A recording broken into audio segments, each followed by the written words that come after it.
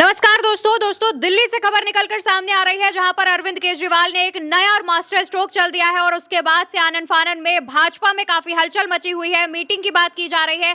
आखिर ऐसा क्या अरविंद केजरीवाल ने किया है, इस बारे में हमारे साथ भरत जी जुड़े, उनसे जानेंगे। भरत जी, आखिर अरविंद केजरीवाल ने ऐसा क्या किया है? जी देखिए अवंतिका, हमारे हाथ एक लेटर लगा है जिसमें अरविंद केजरीवाल ने नरेंद्र मोदी को ये चिट्ठी लिखी है और नरेंद्र मोदी को जब से ये चिट्ठी अरविंद केजरीवाल ने लिखी है तब से सनसनी मच गई है। भारतीय जनता पार्टी ने ये सोचा ही नहीं था कि दिल्ली के भीतर अरविंद केजरीवाल इस मुद्दे को और इस स्तर पर उठा सकते हैं या उठा देंगे जिससे भारतीय जनता पार्टी के पैरों के नीचे से ज़मीन खिसकती हुई दिखाई दे रही है। क्योंकि हमने पिछले वीडियो में बात की थी कि भारतीय जनता पार्टी के पास बहुत बड़े मुद्दे दिल्ली में है नहीं, ना तो उनके पास कोई चेहरा है, वो केजरीवाल तक सीमित हैं। केजरीवाल पर अटैक कर रहे हैं। केजरीवाल की टॉयलेट सीट, चादर, उनका तकिया, रजाई, बिस्तर, उनका पर्दा, उनका नहाने का मग्घा, लुटिया, इसी पर भारतीय जनता पार्टी घूम रही है। भारतीय जनता पार्टी के पास ये दिखाता है कि कोई मुद्दे नहीं है। लेकिन अरविंद केजरीवाल ने जो यहाँ मास्टर स्ट्रोक चला, बहुत बिल्कुल सही कहा है आपने कि मास्टर स्ट्रोक आप ये देखिए सामने आपकी स्क्रीन पर ये रहा।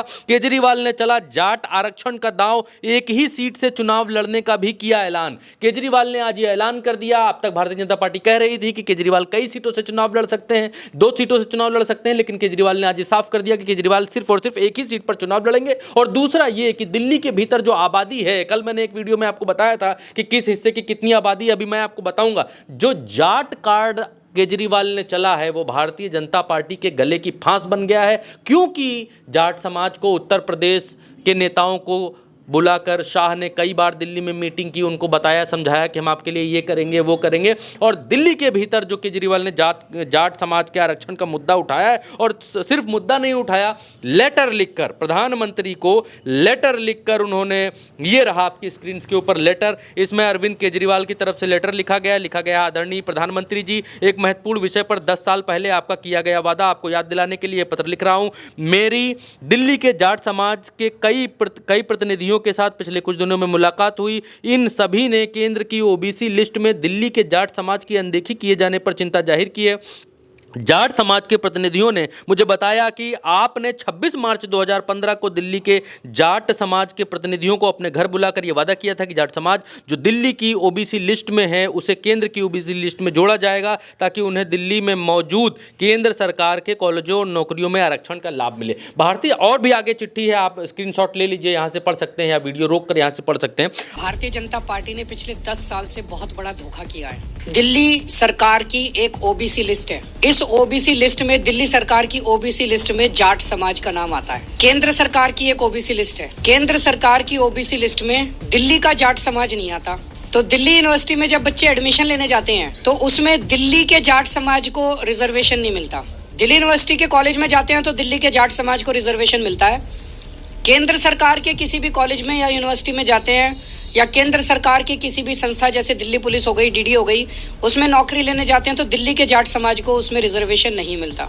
बड़ी इंटरेस्टिंग बात यह है कि राजस्थान का जो जाट समाज है उनका नाम केंद्र की ओबीसी लिस्ट में है। तो दिल्ली यूनिवर्सिटी में जब एडमिशन लेने जाते हैं तो राजस्थान के जाट समाज को रिजर्वेशन मिलता है दिल्ली के कॉलेज में, दिल्ली के जाट समाज को दिल्ली के कॉलेज में रिजर्वेशन नहीं मिलता। ये तो हमारे पूरे दिल्ली के जाट समाज के भाइयों के साथ, बहनों के साथ बहुत बड़ा अन्याय है। और ये अन्याय ये जले पे नमक छिड़कने जैसा है कि 4 बार पिछले 10 साल में प्रधानमंत्री जी ने अपने घर बुला के और अमित शाह जी ने जाट समाज के नेताओं को आश्वासन दिया, भरोसा दिया, वचन दिया, गारंटी दी कि दिल्ली के जाट समाज को केंद्र की ओबीसी लिस्ट के अंदर डाला जाएगा। आप ये देखिए कि भारतीय जनता पार्टी जगदीप धनखड़ जो कि जाट समाज से आते हैं उनको प्रोजेक्ट करती है, आगे करती है, संसद के भीतर ये कहती है देखो जाटों का अपमान कर रहे हैं कांग्रेस वाले या विपक्ष के लोग, जाटों का अपमान कर रहे हैं। लेकिन दिल्ली के चुनावों में अरविंद केजरीवाल ने भारतीय जनता पार्टी की बॉल से, उनकी ही गेंद से भारतीय जनता पार्टी को ही बोर्ड करने का काम किया है और खुद नरेंद्र मोदी को ये चिट्ठी लिख दी है। अब दिल्ली के भीतर की स्थिति एक बार आप देखेंगे तो दिल्ली के भीतर 81% हिंदू हैं, 12% मुस्लिम हैं, 5% सिख हैं, 1% जो है ईसाई और जैन, ये जो बिरादरी है ये आती है। अब जाट समाज की एक बड़ी आबादी दिल्ली में रहती है। जाट समाज से ही आप देखेंगे तो तमाम पुलिस में भर्ती तमाम सारे लोग जो जाट समाज से ही दिल्ली के भीतर हैं। दिल्ली क्योंकि बीच में है इसलिए हरियाणा का जाट समाज, उत्तर प्रदेश का जाट समाज, पंजाब की बेल्ट में जो रहने वाला जाट समाज है वो राजस्थान का जो जाट समाज है वो प्रचुर मात्रा में दिल्ली के भीतर है। और दिल्ली में जाटों का एक बहुत बड़ा वर्ग है। अरविंद केजरीवाल कहते ये हैं, वो कहते हैं कि जब आप राजस्थान के जाट समाज के लोगों को यूनिवर्सिटी के भीतर आरक्षण देते हैं तो जो जाट समाज दिल्ली का है, दिल्ली का मूल निवासी है, दिल्ली का रहने वाला है, आधार उसका दिल्ली का बना हुआ है, वोटर वो दिल्ली का है, उसको आप यूनिवर्सिटी में एडमिशन्स के दौरान आरक्षण क्यों नहीं देते? उसको दूसरी नौकरियों में या दूसरे कामों में आरक्षण का लाभ आप क्यों नहीं देते? तो इससे, क्योंकि ये जो कौम है जाट कौम, जाट बिरादरी ने इससे पहले जितने भी आंदोलन किए हैं उन आंदोलनों में बड़े बड़े आंदोलन किए हैं, ट्रेनें रोकी हैं, पश्चिमी उत्तर प्रदेश में भारतीय जनता पार्टी को हिला कर रख दिया है। भारतीय जनता पार्टी जाटों के आगे सरेंडर हुई है। हमने किसान आंदोलनों में देखा कि अमित शाह मजबूर हो गए बुलाने के लिए जाट समाज के नेताओं को अपने घर पर कि घर पर आइए, चर्चा कीजिए, उनको आश्वासन दिया। तो जाट समाज का जो वोटर है, जाट बिरादरी की जो संख्या है दिल्ली में, वो निर्णायक संख्या है। और ये संख्या दिल्ली के भीतर भारतीय जनता पार्टी जो जाट समाज से दुराव कर रही है, अगर अरविंद केजरीवाल इसको समझाने में कामयाब रहते हैं दिल्ली में, तो फिर भारतीय जनता पार्टी को बड़ा झटका लग सकता है। क्योंकि बंगाल का जो वोट है लगभग 3-4-5 लाख वोट, वो भारतीय जनता पार्टी को मिलने वाला नहीं है। जो पूर्वांचल का, उत्तर प्रदेश और बिहार का जो 40-45% प्रवासियों का वोट है, उसमें भारतीय जनता पार्टी को बहुत बड़ा हिस्सा मिलने वाला नहीं है। महाराष्ट्र का जो वोट है, उस वोट में जो शिवसेना समर्थित वोट होगा या उस तरीके का वोटर होगा, उसका वोट भारतीय जनता पार्टी को मिलने वाला नहीं है। दिल्ली का जो मूल वोटर है वो वोटर बहुत जो है होशियार है। दिल्ली का जो मूल वोटर है बहुत पढ़ा लिखा है। और जो दिल्ली तक लोग पहुँचे हैं, क्योंकि दिल्ली दूर है, कहते हैं दिल्ली दूर नहीं है, लेकिन दिल्ली दूर है। दिल्ली में कमाने, खाने, रहने, बसने के लिए वही जाता है जो जीवन में अपने स्तर को उभारने के लिए, ऊपर करने के लिए संघर्ष जो करता है, वो दिल्ली तक जाता है, अपने घरों से निकलता है, भाई बोरिया बिस्तरा बांधकर दिल्ली पहुंचता है। तो वो समझदारी से वोट करता है। वो ये जानता, समझता और देखता है कि कौन सी सरकार हमारे लिए बेहतर करेगी। दिल्ली की वोटिंग में हम लोगों ने अब तक ये देखा है कि वहाँ हिंदू मुसलमान बहुत ज़्यादा नहीं चलता है। हालांकि पिछले चुनावों से पहले और चुनावों में कराने की कोशिश बहुत की गई, लेकिन दिल्ली का वोटर जब वोट करता है तो सरकार की योजनाएं, अपने लिए कौन मुख्यमंत्री बेहतर रहेगा, ये सब देख और समझकर वोट करता है। तो दिल्ली के भीतर की जो संख्या है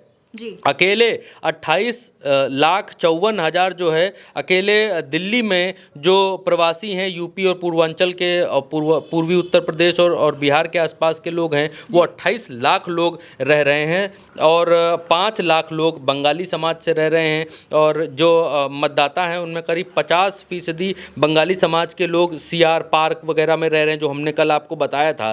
तो ये जो अरविंद केजरीवाल ने मास्टर स्ट्रोक चला है, भारतीय जनता पार्टी को लैट्रिन की सीट से, टॉयलेट से निकालने के लिए जो ये बड़ा दांव चला है, और अपनी, इसको कहेंगे कि अपनी राजनीतिक कौशल का उदाहरण दिया है कि केजरीवाल ने दिखाया है कि उनके पास मुद्दे हैं, उनके पास चुनाव लड़ने के लिए मुद्दे हैं, चीज़ें हैं, लोगों से वादा करने के लिए, कहने के लिए, पूरा करने के लिए उनके पास चीज़ें हैं। और वही भारतीय जनता पार्टी ये कह रही है कि हम नई योजनाएं लाएंगे, जो चल रही हैं उनको भी दिल्ली में चलाएंगे। तो भारतीय जनता पार्टी के पास बहुत विजन दिल्ली के भीतर नहीं है। सिर्फ और सिर्फ नरेंद्र मोदी के नाम पर भारतीय जनता पार्टी चुनाव लड़ना चाहती है। और इससे पहले दिल्ली के लोगों ने दिखा दिया है कि 2015 से पहले जब 13 में चुनाव हुए तो भारतीय जनता पार्टी का कुछ जनाधार था भी। और जब से दिल्ली में नरेंद्र मोदी बैठे हैं, लोगों ने नरेंद्र मोदी को करीब से देखा है।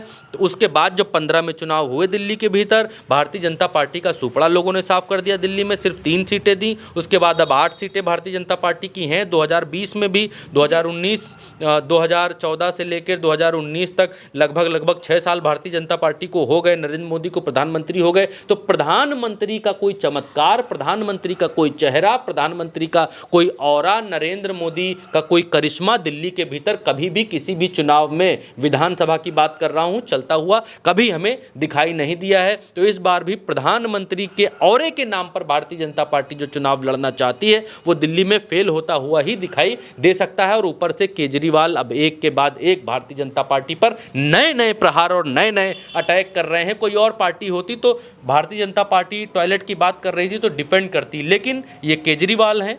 भारतीय जनता पार्टी डाल डाल है तो केजरीवाल पात पात हैं। भारतीय जनता पार्टी अटैक कर रही है, केजरीवाल डबल अटैक कर रहे हैं। बिल्कुल, यानी कि देखा जाए तो जिस तरीके से भरत जी ने भी बताया कि अगर भारतीय जनता पार्टी अटैक कर रही है तो केजरीवाल डिफेंड नहीं कर रहे हैं बल्कि डबल अटैक कर रहे हैं। और उसी का एक नतीजा ये था कि जहां पर बीजेपी सिर्फ शीश महल, पर्दे, टॉयलेट सीट्स और इन सब मुद्दों में फंसी है, तो दूसरी तरफ आम आदमी पार्टी की तरफ से आरक्षण का मुद्दा उठाया गया है। इससे पहले भी कई मुद्दे उठाए गए थे और भाजपा पर प्रहार किया गया था, चाहे वो पुलिस का मुद्दा हो, सुरक्षा का मुद्दा हो या फिर अब आरक्षण का मुद्दा हो। देखना होगा कि आखिर इस मुद्दे के बाद भाजपा में जो हलचल मची है, भाजपा में जो परेशानियां आ रही हैं और तमाम जो चीजें डिस्कस की जा रही है वो किस तरीके से निकलकर सामने आती है। फिलहाल के लिए हमारी इस चर्चा में इतना ही। इसलिए दिल्ली से अगर आप जुड़े हैं तो पक्का इस वीडियो को ज्यादा से ज्यादा शेयर करिएगा और अपनी राय कमेंट सेक्शन में जरूर बताइएगा। चैनल को भी ज्यादा सब्सक्राइब करिएगा।